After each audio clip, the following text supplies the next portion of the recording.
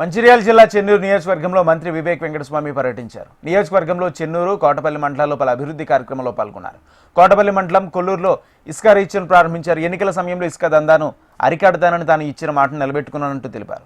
తన ఎమ్మెల్యేగా గెలిచిన వెంటనే అక్రమ ఇసుక దందా నిలిపివేస్తున్నట్లు తెలిపారు. గత ప్రభుత్వంలో ఇసుక దందా జోరుగా సాగిందని, ఇప్పుడు తాను మంత్రి అయిన తర్వాత మొదట అక్రమ ఇసుక రవాణాను అరికట్టడం జరిగిందన్నారు. నియోజకవర్గంలో ప్రజలు ఇసుక గురించి ఇబ్బంది పడుతున్నట్టు తెలిసి వారి అవసరాలు తీర్చేందుకు ఇసుక రీచ్లు ఏర్పాటు చేయడం జరిగిందన్నారు మంత్రి వివేక్.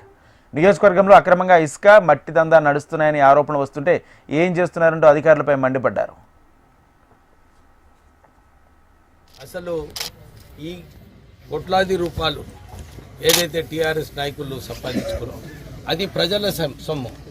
ప్రజల కోసము ఇందిరమ్మ ఇల్లులు కట్టడము, ప్రజలకు ఇసుకలో కేవలము ట్యాక్స్ మానుకొని, పన్ను మానుకొని కాంట్రాక్టర్లు ఇష్టం వచ్చినట్టు రాష్ట్ర ప్రభుత్వం దగ్గర దోపిడీ చేయడం జరిగింది.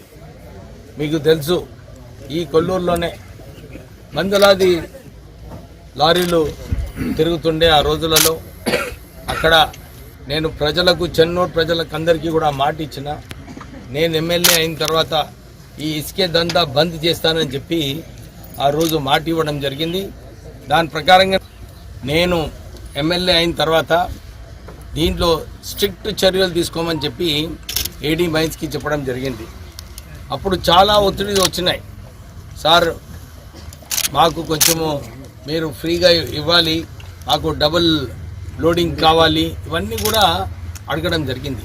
కానీ నేను మంత్రి అయిన తర్వాత ఒక సిస్టమ్, మైనింగ్ డిపార్ట్మెంట్లో ఒక సిస్టమ్